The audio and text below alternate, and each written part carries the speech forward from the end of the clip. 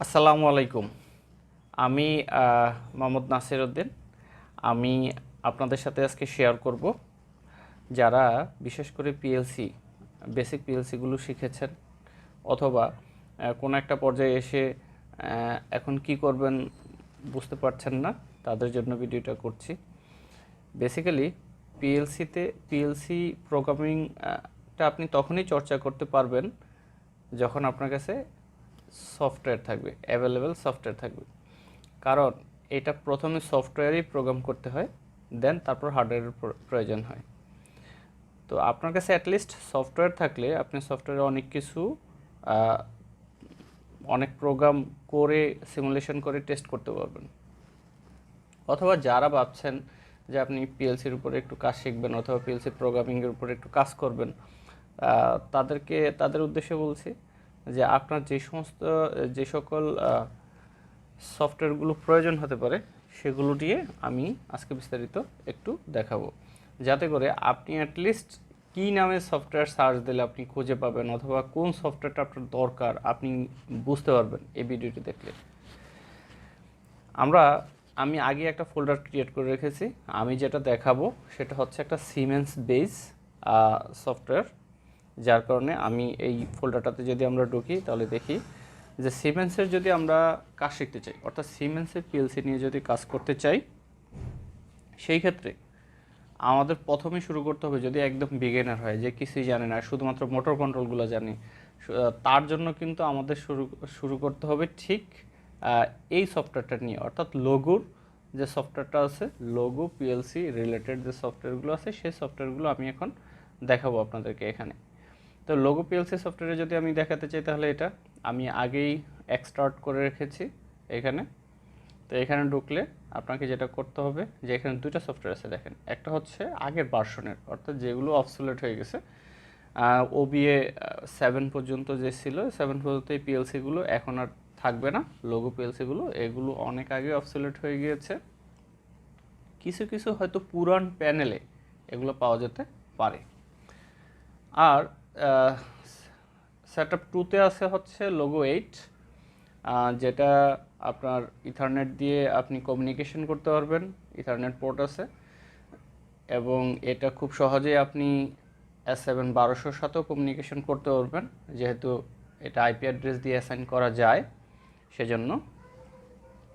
তার মানে এখানে স্টেপ হচ্ছে যে প্রথমে আপনি এটা ইনস্টল করবেন, 1 নম্বরটা, দেন এটা, কারণ এটা রেফারেন্স খুঁজবে ইনস্টল করার পরে।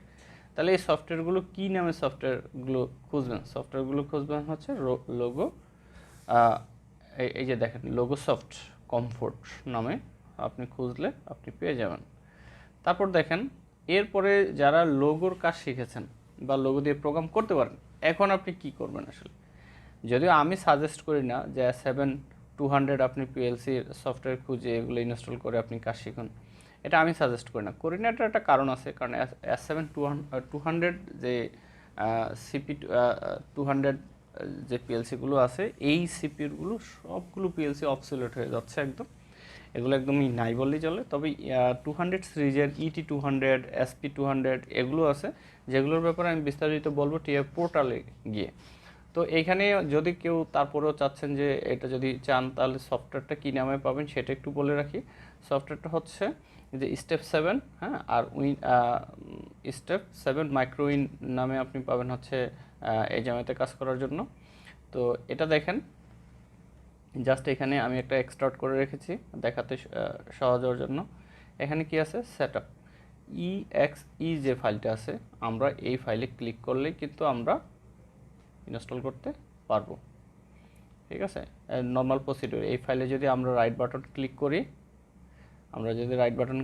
এই যে রান অ্যাজ অ্যাডমিনিস্ট্রেটর, আমরা যদি এখানে দিয়ে, তাহলে নর্মাল অন্যান্য সফটওয়্যারগুলো যেভাবে হয় নেক্সট করে আপনি খুব ইজি, ডিফিকাল্টিজের তেমন কিছু নেই। হ্যাঁ, আর হচ্ছে তারপরে হচ্ছে আমাদের টিআই পোর্টাল হচ্ছে, আমি বলবো লোগোর পরেই আপনি কিন্তু চাইলে টিআই পোর্টালে চলে আসতে পারেন। টিআই পোর্টাল হচ্ছে একটা সফটওয়্যার যেটা সিমেন্সের জন্য সব কিছু একটা প্ল্যাটফর্মে পাওয়া যায়, অর্থাৎ যেখানে আপনি পাবেন হচ্ছে পিএলসির S7-200 ET থেকে শুরু করে এসপি, তারপরে 300, 400, তারপর 1200, 1500, এগুলো কন্ট্রোলার মানে পিএলসি সিপিইউ। তারপর হচ্ছে আপনি যদি এইচএমআইতে কাজ করতে হবে, এইচএমআই সবগুলো মডেল, অর্থাৎ যত এইচএমআই আছে, ইভেন স্কাডা, মোটর ড্রাইভ, সব কিছু আপনি এই ইয়াতে পেয়ে যাবেন। তাহলে আমরা একটু দেখে আসি। এখানে দেখি যে আমাদের স্টেপ কতগুলো। এগুলো কিন্তু আপনার সফটওয়্যার কিন্তু এটা ইনস্টল করলে এই যে টিআই পোর্টাল, আমার কাছে ভার্সন 14 আছে, এইখানে স্টার্ট ইএক্সই ফাইলে ক্লিক করলে আপনার কিন্তু খুব সহজেই আপনার এটা দেখানো যাবে, অর্থাৎ আপনি ইনস্টল করতে পারবেন। তো এইখানে স্টেপ বাই স্টেপ অনেকগুলো দেওয়া আছে, যেমন সিমুলেশন করার জন্য দেওয়া আছে। এটা আমরা যদি প্রোগ্রাম শেষে সিমুলেশন করতে চাই তাহলে এই সফটওয়্যারটা প্রয়োজন হবে। যে আমি যদি সিমুলেশন করতে চাই তাহলে এই সিমুলেশনের এই সফটওয়্যারটা প্রয়োজন হবে, আর যদি আমি সিমুলেশন করতে না চাই তাহলে এটা প্রয়োজন হবে না। আর সিমেট্রিক প্রফেশনাল এবং উইনসিসি আরটি প্রফেশনাল, এগুলো হচ্ছে স্কাডার জন্য। তারপর হচ্ছে সিমেট্রিক স্টেপ 7, অর্থাৎ সেফটি। এই সেফটিটা হচ্ছে এরকম যে কিছু সেফটি রিলে আছে যেগুলোকে আপনি প্রোগ্রামিং করতে পারবেন। ইভেন ফেল সেফ স্টার্টার আছে, অর্থাৎ যেগুলো সে ফর এক্সাম্পল কোনো একটা মোটরে ফেল সেফ স্টার্টার লাগানো আছে, যদিও এটা একেবারে রেয়ার, এটা সব ইন্ডাস্ট্রিতে নাই বা একেবারে লেটেস্ট টেকনোলজি এটা। তো সেই ফেল সেফ স্টার্টারটাকে, এটা ডল স্টার্টারের মতোই, কিন্তু এটা যেহেতু স্টার্টার, ইলেকট্রনিক্স স্টার্টার, এটাকে প্রোগ্রামিং করা যায়। তো একটা মোটরে যখন মোটর যখন ওই স্টার্টার দিয়ে চলে, ওই মোটরের আশেপাশে যে সেফটি ডিভাইসগুলো থাকে, সেটা হতে পারে একটা ইমার্জেন্সি সুইচ, সেটা একটা রোভ সুইচ হতে পারে, সেটা একটা লিমিট সুইচ হতে পারে, এগুলোকে একটা লুপের মধ্যে এনে সেফটি, অর্থাৎ তার যে কোনো একটা ইন্টারলক যে কোনো একটা যদি বাইপাস হয় তাহলে মোটরটা চলবে না। তো এইরকম সেফটির জন্য এই প্রোগ্রামিং করার জন্য এই সফটওয়্যারটা। সিম ইকেবিটা একটু পরে বলছি, তার আগে একটু বলে নেই যে সিমেট্রিক নেট পিসি সফটওয়্যার, অর্থাৎ এটা দিয়ে নেটওয়ার্ক জনিত যত মডবাস কমিউনিকেশন এগুলো করা যায় আর কি। নেটওয়ার্ক, এটা যদিও আমি এখনও পর্যন্ত এটা দিয়ে কাজ করিনি,